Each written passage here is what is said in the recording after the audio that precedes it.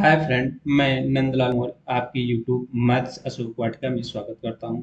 आज हम लोग देखेंगे राजभाषा के क्वेश्चन जो डिपार्टमेंटल के सभी एग्जाम में 10 क्वेश्चन जरूर पूछे जाते हैं। रेल राजभाषा सभी प्रतियोगिताओं परीक्षाओं में पूछे जाते हैं। चलिए स्टार्ट करते हैं। पहला क्वेश्चन, इसके पहले 4 वीडियो डाल चुका हूँ। आप मेरे प्लेलिस्ट में जाके देख सकते हैं। रेल राजभाषा नाम से सेव है। चलिए स्टार्ट करते हैं। पहला क्वेश्चन देखते हैं। पहला क्वेश्चन है, राजभाषा अधिनियम और नियमों के प्रावधानों के अनुपालन के लिए कौन जिम्मेदार है? तो प्रत्येक केंद्र सरकार के कार्यालय के प्रशासनिक जो प्रमुख होते हैं वो जिम्मेदार होते हैं। राजभाषा अधिनियम और नियमों के प्रावधानों के अनुपालन के लिए कौन जिम्मेदार है? प्रत्येक केंद्र सरकार के कार्यालय के प्रशासनिक प्रमुख जो मुखिया होते हैं वो जिम्मेदार होते हैं। कौन सा मंत्रालय राजभाषा से संबंधित महत्वपूर्ण निर्णय लेता है? तो ये गृह मंत्रालय लेता है। कौन सा मंत्रालय राजभाषा से संबंधित महत्वपूर्ण निर्णय लेता है? तो ये लेता है गृह मंत्रालय। 36 नंबर का क्वेश्चन है, राजभाषा नियमों के अनुसार तमिलनाडु किस क्षेत्र के अंतर्गत आता है? तो सी क्षेत्र के अंतर्गत आता है। राजभाषा नियमों के अनुसार अंडमान और निकोबार द्वीप समूह किस क्षेत्र के अंतर्गत आता है? तो क्षेत्र ए के अंतर्गत आता है। क्षेत्र बी के तहत वर्गीकृत केंद्र शासित प्रदेश कौन से हैं? क्षेत्र बी के अंतर्गत क्षेत्र बी के तहत वर्गीकृत केंद्र शासित प्रदेश कौन से हैं? चंडीगढ़, दमन और दीव, दादर नगर हवेली। 39 नंबर का क्वेश्चन है, इन राज्यों में उर्दू को राजभाषा घोषित किया गया है? तो तेलंगाना में, बिहार, झारखंड, उत्तर प्रदेश और दिल्ली। इसमें राजभाषा दिल्ली भी उर्दू भी घोषित किया गया हुआ है। 40 नंबर का क्वेश्चन है, प्रथम राजभाषा आयोग के चेयरमैन कौन थे? तो श्री बाल गंगाधर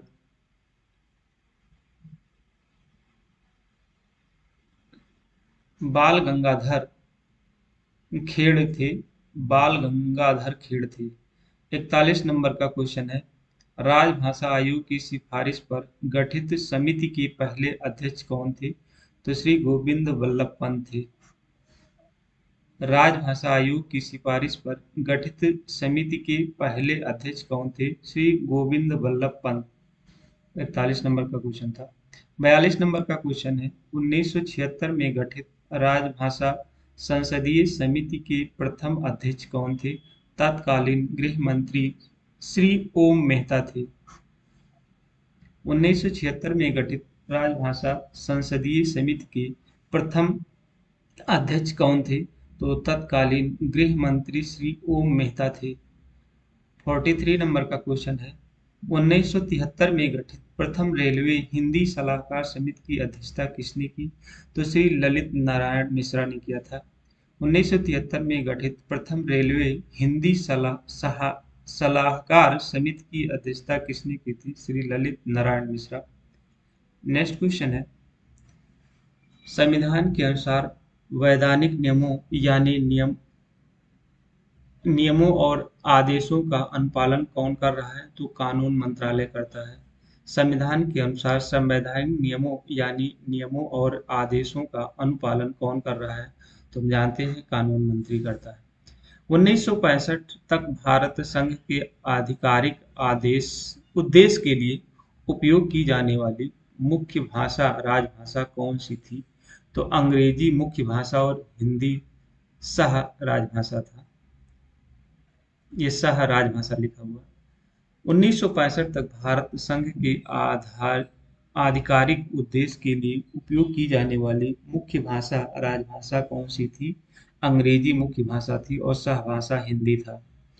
46 नंबर का क्वेश्चन, संसदीय राजभाषा समिति की किस समिति ने मसौदा तैयार किया? आधिकारिक भाषा पर संसद की समिति की मसौदा और साक्ष्य उप समिति। संसदीय राजभाषा समिति की किस समिति ने मसौदा तैयार किया? आधिकारिक भाषा पर संसद की समिति की मसौदा और 7 उप समिति ने मसौदा तैयार किया।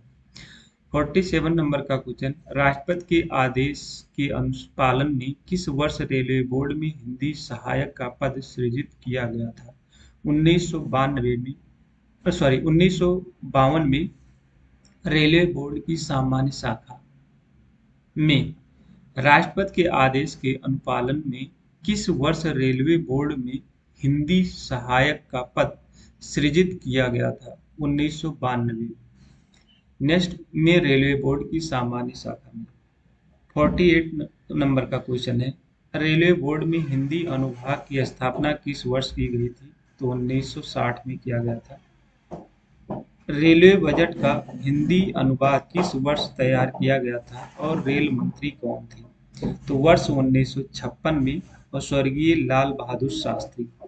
रेल बजट का हिंदी अनुवाद किस वर्ष और तैयार किया गया था और रेल मंत्री कौन थे? वर्ष 1956 में। वर्ष 1956 में स्वर्गीय श्री लाल बहादुर शास्त्री। अगला क्वेश्चन है 50 नंबर, स्टेशनों या कार्यालयों में गठित राजभाषा कार्यान्वयन समितियों से संबंधित कार्य का देखने के लिए OLIC अंशकालिक लिपिक को कितना मानदेय दिया जाता है? तो 300 रुपये प्रतिमाह दिया जाता है। नेक्स्ट क्वेश्चन है, स्टेशन या कार्यालयों में आयोजित राजभाषा कार्यान्वयन समिति की बैठकों में उपस्थित सदस्यों को कॉफी बिस्किट की आपूर्ति के लिए कितनी राशि खर्च की जा सकती है? तो 30 रुपये प्रति सदस्य राशि खर्च की जा सकती है। नेक्स्ट क्वेश्चन है, राजभाषा नियम 1963 की धारा 3(3) की उल्लंघन के लिए कौन जिम्मेदार है? तो ऐसे दस्तावेजों पर हस्ताक्षर करने वाले अधिकारी। राजभाषा नियम 1963 की धारा 3(3) की उल्लंघन के लिए कौन जिम्मेदार है? तो ऐसे दस्तावेजों पर हस्ताक्षर करने वाला अधिकारी। 53 नंबर का क्वेश्चन है, विभागीय परीक्षा के प्रश्न पत्र किन भाषाओं में उपलब्ध कराए जाने चाहिए? तो हिंदी और अंग्रेजी भाषा में। 54 नंबर का क्वेश्चन है, हिंदी कार्यशाला में प्रशिक्षण के लिए कौन पात्र है? हिंदी कार्यशाला में प्रशिक्षण के लिए कौन पात्र है?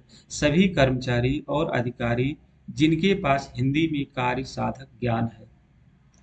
नेक्स्ट क्वेश्चन है 55 नंबर का क्वेश्चन है, केंद्र सरकार के कर्मचारियों के लिए कितने दिन पाठ्यक्रम निर्धारित है? तो 4 दिन पाठ्यक्रम निर्धारित है। केंद्र सरकार के कर्मचारियों के लिए निर्धारित सभी 4 हिंदी पाठ्यक्रम कौन से हैं? तो ये हैं प्रबोध, प्रवीण, प्राज्ञ और पारंगत। ये 4 भाषाएं, 4 पाठ्यक्रम हैं। नेक्स्ट क्वेश्चन है 58 नंबर का क्वेश्चन है, केंद्र सरकार के कर्मचारियों के लिए निर्धारित प्राथमिक हिंदी पाठ्यक्रम कौन सा है? तो हिंदी पाठ्यक्रम कौन सा? प्रथम प्राथमिक हिंदी पाठ्यक्रम प्रबोध है। नेक्स्ट क्वेश्चन है, केंद्र सरकार के कर्मचारियों के लिए निर्धारित अंतिम हिंदी पाठ्यक्रम कौन सा है? तो प्राज्ञ है ऑप्शन। नेक्स्ट क्वेश्चन है, केंद्र सरकार के लिए उपलब्ध सभी प्रशिक्षण सुविधाएं क्या है? तो कर्मचारी इन हिंदी पाठ्यक्रमों में प्रशिक्षित होंगे। नियमित, गहन और पत्राचार और निजी क्षेत्र। नेक्स्ट क्वेश्चन है, प्रत्येक हिंदी पाठ्यक्रम की अवधि क्या है? तो 6 माह है, गहन प्रशिक्षण को छोड़कर। गहन प्रशिक्षण को छोड़कर 6 माह है। एक वर्ष में कितनी बार हिंदी परीक्षा आयोजित की जाती है? तो 2 बार आयोजित की जाती है, गहन प्रशिक्षण को छोड़कर। जो लंबा ट्रेनिंग होता है उसको छोड़कर। वह सभी महीने कौन से हैं जिनमें आम तौर पर हिंदी प्रशिक्षण आयोजित की जाती है? तो मई और नवंबर महीने। नेक्स्ट क्वेश्चन है, गहन प्रशिक्षण के तहत प्रबोध पाठ्यक्रम कब तक संचालित किया जाता है? तो 25 दिन का कार्य होता है। 65 नंबर का क्वेश्चन, गहन प्रशिक्षण के तहत प्रवीण पाठ्यक्रम कब तक संचालित किया जाता है? तो 30 दिन के लिए होता है, 30 कार्य दिवस तक। तो इस तरह से 65 क्वेश्चन समाप्त हुए। अब अगले वीडियो पार्ट 5 लेकर आएंगे। वीडियो पसंद है तो लाइक शेयर सब्सक्राइब करिए। धन्यवाद।